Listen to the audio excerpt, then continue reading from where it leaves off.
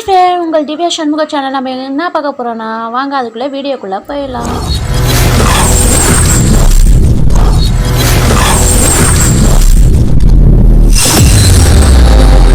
நம்ம எங்கே வந்திருக்கோன்னா, கடலூர் பெரிய கோவிலுக்கு இன்றைக்கி பிரதோஷம் இல்லை, அதனால் வந்திருக்கிறோம். ஆனால் கடைசியில் கோவிலை சுற்றி வர்றதுக்குள்ளே முடிஞ்சிடுச்சு. சந்தன அபிஷேகம், விபூதி அபிஷேகம் மட்டும்தான் நாங்கள் பார்த்தோம். அதுக்கப்புறம் அலங்காரம் பண்ண ஆரம்பிச்சிட்டாங்க. ஆனால் இன்றைக்கி அந்த அளவுக்கு எனக்கு அலங்காரம்லாம் பிடிக்கல. அன்றைக்கி சூப்பராக போன மாதம் வந்தவர் செமையாக இருந்தது, நல்லா அலங்காரம் பண்ணியிருந்தாங்க.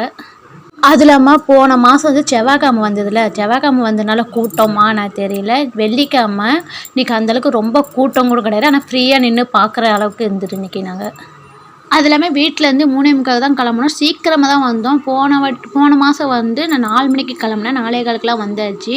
அப்போ தான் ஆரம்பிச்சுருந்தாங்க. ஆனால் இன்றைக்கி சீக்கிரமாக தான் வந்தோம். கோவிலெல்லாம் சுற்றிட்டு விளக்கெலாம் ஏற்றிட்டு வரதுக்குள்ளே பாதி முடிஞ்சிடுச்சு இன்றைக்கி.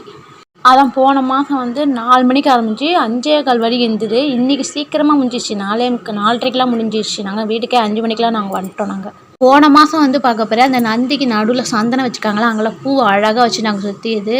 கண்மலர்லாம் வச்சுருந்தாங்க. இந்த வாட்டி அது எதுவுமே பண்ணவே இல்லை.